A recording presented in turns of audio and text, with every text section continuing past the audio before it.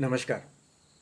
Today is 2nd October, the great Mahatma Gandhi's birth anniversary. And for the last 2 weeks, something that Mr. Tucker Carlson of Fox News USA said has been rankling a lot of people in India and perhaps elsewhere too. And I think it would be very appropriate to wonder aloud here in this video what Gandhiji would have said to Mr. Tucker Carlson, who made the comment that India's best architecture and the best buildings that they could build in the last 75 years uh, pales in comparison with the one built by the British here. And he took the example of Victoria Terminus, the large railway station junction in Mumbai. And my first and very considered thought, having studied Gandhiji, is that Gandhi would have told Mr. Tucker Carlson that you are right. I think he would have agreed. And the reason behind that agreement with Mr. Carlson's statement would have saddened Gandhiji too. And the reason is this, that India, after its independence, has continuously and unthinkingly copied the Western systems which were established here. They have copied the political system, they have copied the economic system, they have copied the education system, they have copied the governance system, and they have copied virtually in every area of development, whether it be in architecture, whether it be in science and technology, whether it be in art and craft, whether it be in designs of textiles. You know, the whole atmosphere of imitation that is so prevalent, that has soaked into the Indian mindset, would have really saddened Gandhiji. How can we ever build anything more beautiful when we are mere imitators? Gandhiji was concerned that the modern system at its very core was flawed, that at its very core it did not understand the human being, did not work towards developing the human in the human being, and rather with its materialistic and acquisitive nature, it was building system upon system which actually went about destroying the human in the human being. And what did India do after independence? Unfortunately, Gandhiji died, or rather, he was killed. And I think probably many of the politicians of that era may have been secretly happy that this man is not here anymore, because then they could do what they wanted and develop within quotes India the way they thought was right, and all their opinions, all their thoughts, all their ideas had come from the West, because our political leaders at that time were also educated and hugely influenced by Western thought. So, whether it be socialism, whether it be capitalism, or communism, or fascism, or any of the other mixed breeds among all these ideas, they were all coming from the West. Gandhiji was liberated from this. He had seen the West closely, having lived and studied in London, having worked in South Africa with the British authorities too, and having dealt with the British very closely here in India. He managed that realization which liberated him from this mental slavery. He kept repeatedly pointing out that we need to go back to our systems. I know many people nowadays wonder about the phrase going back. They feel it is going backward, as if it's a retrogressive move. You know, the only example I can give to counter this is if you were healthy yesterday and today you are unfortunately ill, would you like to be healthy again tomorrow, like yesterday? Would that be saying you're going backwards? Gandhiji felt we needed a cultural, social, and economic continuity with the systems of livelihood, systems of community structures, and systems of politics and moral authority in terms of dharma. We needed to regain our continuity with the Indian, or should I say, Bharatiya systems. The name India itself is given to us by the British, by the Europeans. They call us India, Inde, etc., etc., and they named us. We used to call ourselves Bharat, and in Hindi, in our local languages, we still call ourselves Bharat. And today, unfortunately, India has become a complete imitator of the West. And what do you expect an imitator to build? Can he build something better than the guy he's imitating? Whether it be our buildings, which Mr. Tucker Carlson referred to, or it be our schools or our colleges, our universities, our museums, our roads, our other infrastructure, all these are a complete imitation of what is happening in the West. How can a nation of imitators produce anything good and original? And by saying a nation of imitators, I'm referring to India. Because now Mr. Tucker Carlson, he should know this also, that there is India and then there is Bharat. And India is the educated, cosmopolitan, urbanized, Western schooled people who are actually running this country. After the British left, the white Sahib left, we have these brown Sahibs who were born and bred upon Western thought, who are now ruling this nation. And in a way, I can say that India is ruling over Bharat. And this India is only less than 8 or 7%, probably only 5% of India in terms of its population and in terms of the geographical space it lives in, which is in Delhi and Mumbai and Chennai and Bangalore and Kolkata, etc., etc.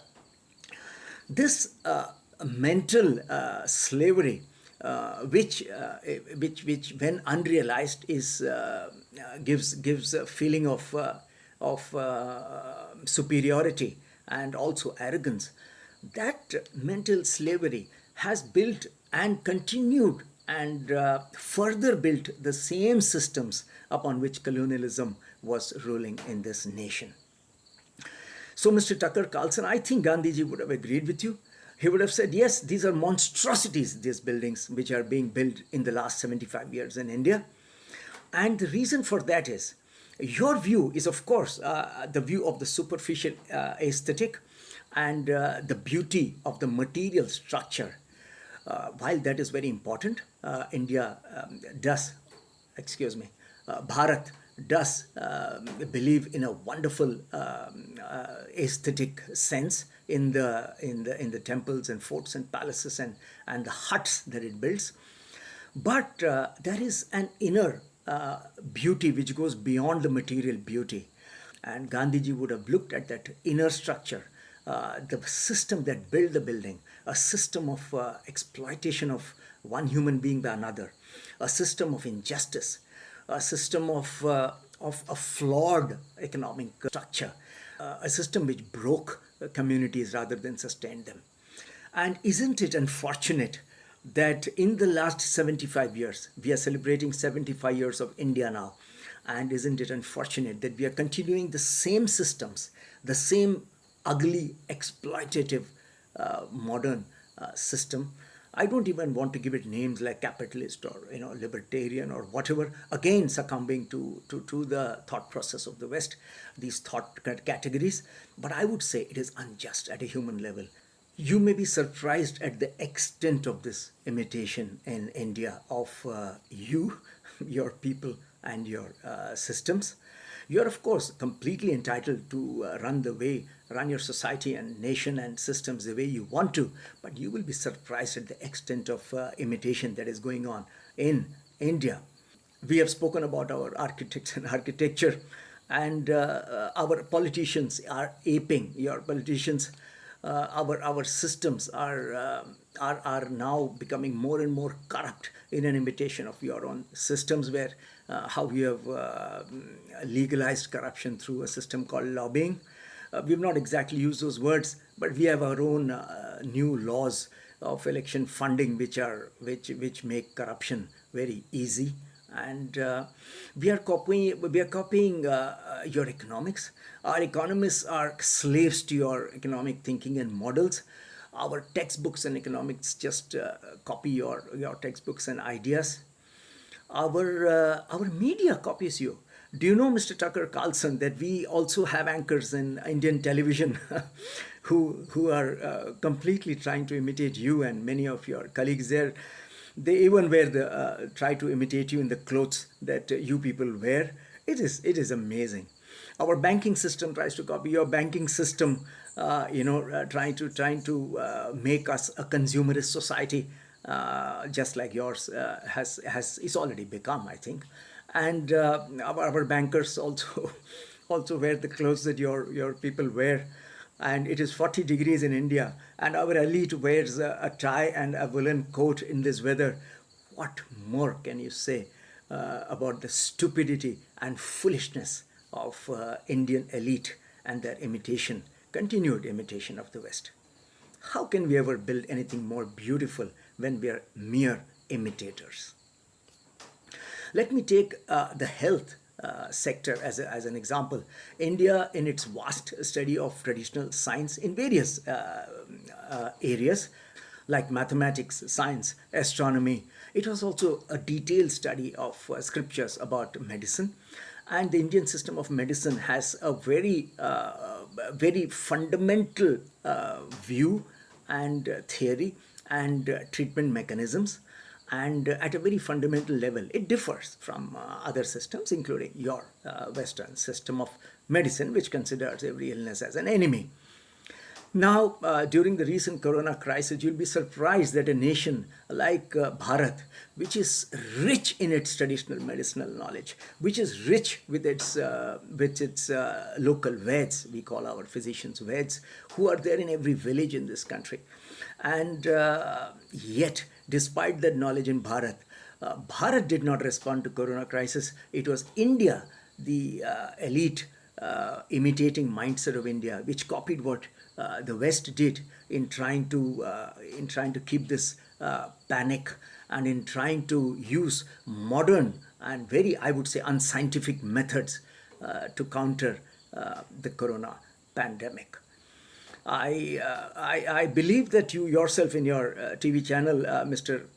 Carlson, have questioned and criticized many of the fraudulent measures which were undertaken at that time, and questioned the unscientific science, especially of the Fauci variety. And I applaud you for that. It is good journalism to expose these deep-set conspiracies and official attempts at misinforming the public. But just thinking about India and our system, and Gandhiji was very clear about this. And on health, just like in many other spheres, he had a view very clearly formed, and he personally lived his life according to those views. And if Gandhiji's Bharat was allowed to be India, then we certainly would have found a much better way to counter the corona pandemic. Our education system has become so dysfunctional in its imitation, because when you keep imitating, something in you dies, and that death has come about, an intellectual death, a brain death in the Indian elite. And our education system is completely producing nonsensical graduates and postgraduates, and it has no relevance to the way they live, to where they live, to the systems in which they live. It doesn't equip, our education system does not equip the student to be a useful member of his community, because, as you know, there is no concept of community left anymore in the West. Your economic systems and education systems are designed to disrupt and kill communities, and to have a very centralizing structure. And we, the Indians amongst us, are slaves to that same thought, and they are imposing the same system all over Bharat.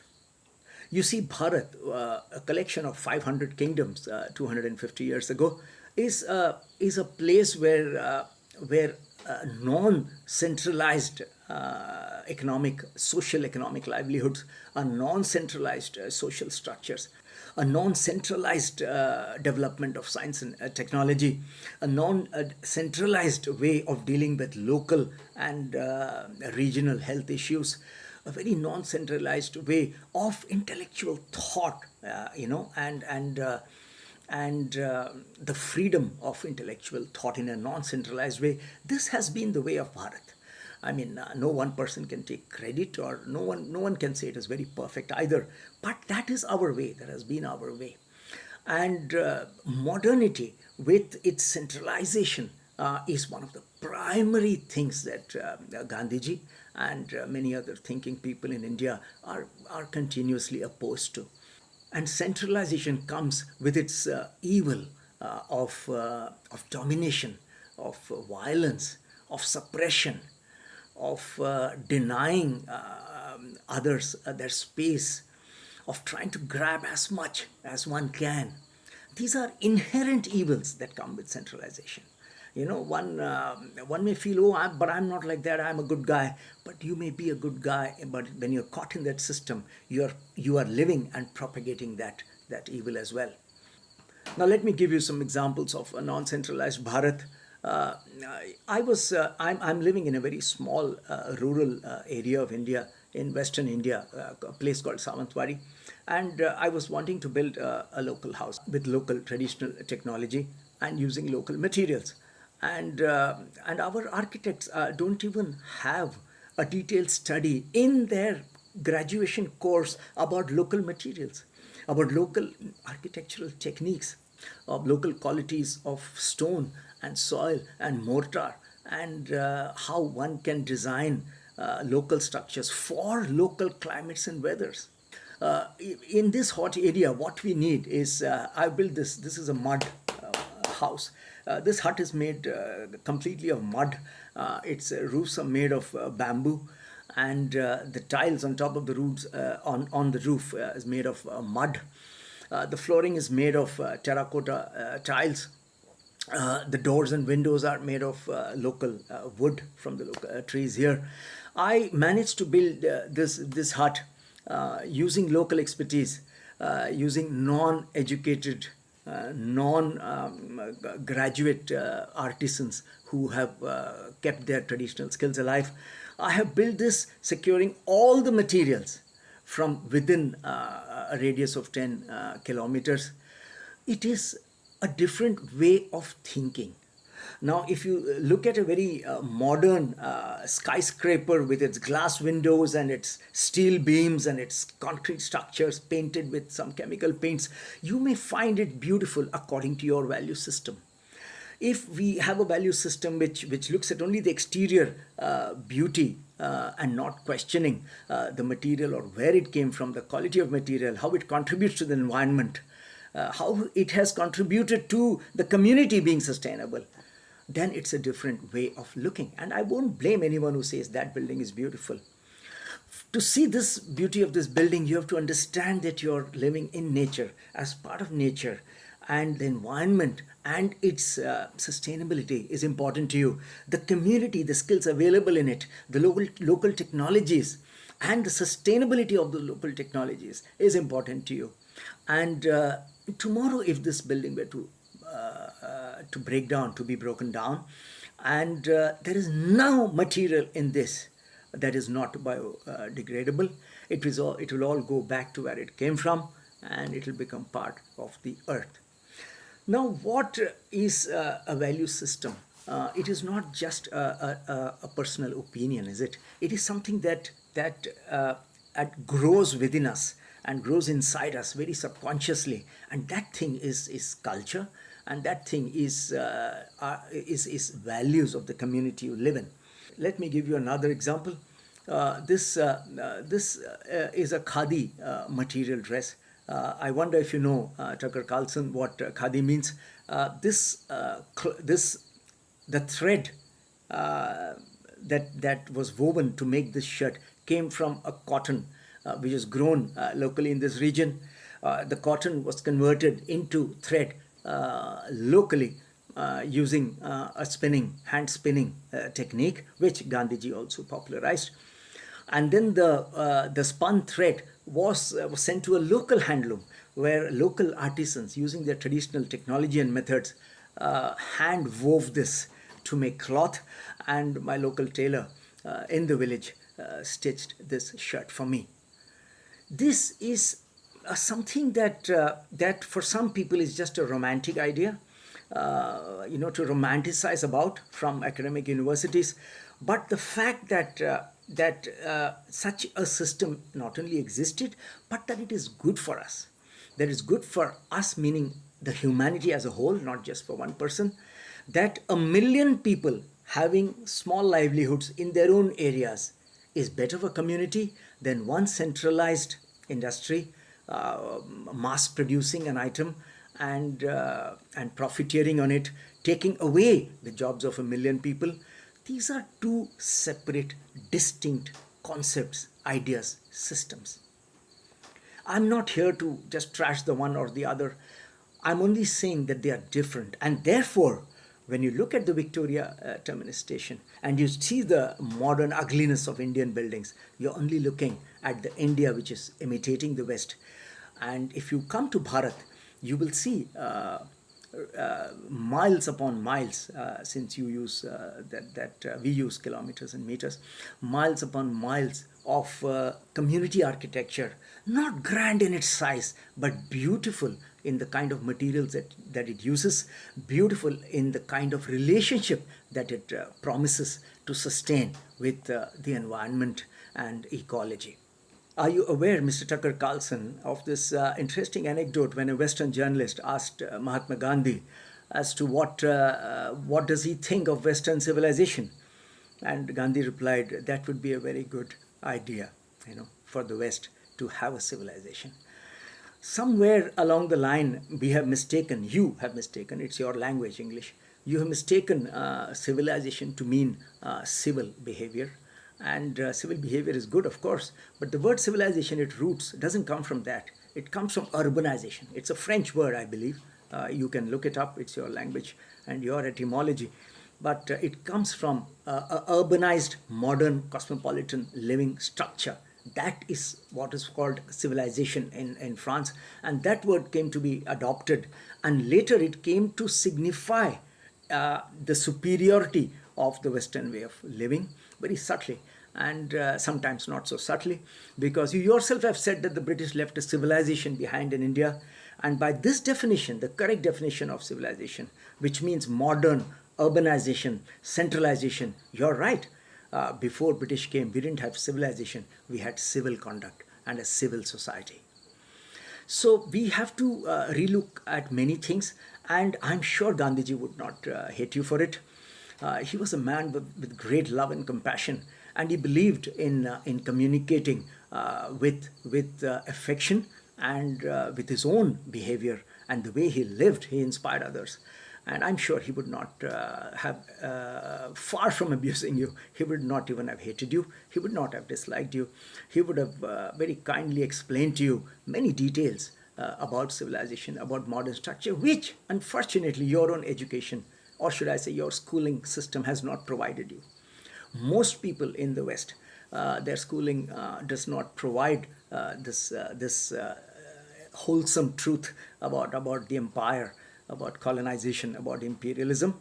And in a way that is stifled your imagination. You think that the only way to live is your way. And another very key evil of centralization is that it leads to monoculturalization. The same type of economics all over the world, same type of living all over the world, the same type of agriculture, which has ruined, by the way, modern agriculture has ruined our agriculture, same type all over the world. This kind of monoculturalization, monocropping in agriculture has somehow stifled the imagination. So you, Tucker Carlson, are also a victim of your own schooling system, of your own society. And therefore, I do not think Gandhiji would have really taken much umbrage at your ignorance. But he would certainly have encouraged you to study a little deeper into these subjects, because good communication, or should I say, a communication can never be successful through domination. It cannot be successful through abuse, through violence, through shouting at the other, through trolling, which is the social media equivalent of screaming and abusing.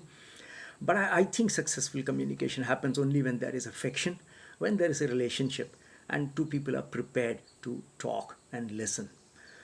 And Gandhiji certainly would, as he showed, demonstrated in his life, inspired so many people in the West to have a relook at the way their own conditioning was working.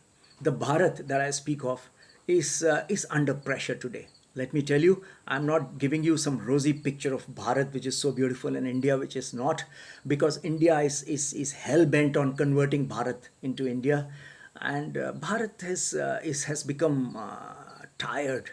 It is after 250 years of the white sahibs and 75 years of the brown sahibs, Bharat really is tired. I see in my villages around my community here, they have some resistance, but it is weakening, and their brains are also being washed continuously with modern schooling, which is thrust upon the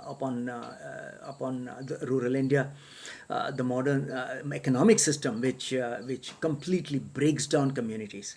That is a key difference between a centralized economic system which breaks communities, splits and isolates and atomizes society, and the traditional economic system which we had, which was a social economic system, where the success of economic system was measured by the social success. If it is successful as a community, then that economic model is successful. So all these are great pressures upon Bharat. But if you want to know more, I would suggest two things. One is you may read a set of 5 books brought out by a brilliant Gandhian and historian and intellectual called Dharampal. And his set of books, 5 books, are available at SIDH and at Other India Press. I will give their links, addresses in the text description below. You will have an idea of what Bharat was when the British came here, from the records of the British, available in their British library. Okay, it's from your own people. And the other is, I would say, you have to have an open mind and visit Bharat. Of course, to visit Bharat, you have to come through India, because all the international airports are in the commercial urban centers. So you'll have to land in India, but don't spend too much time there. Otherwise, you'll see ugly buildings. Just rush, leave India, come to Bharat, which is there within 200 kilometers outside of every city, and go on a deep and long and contemplative journey. And you may see some things which will certainly surprise you, and probably also you'll come to appreciate why we have not been able to build a Victoria Terminus type of building.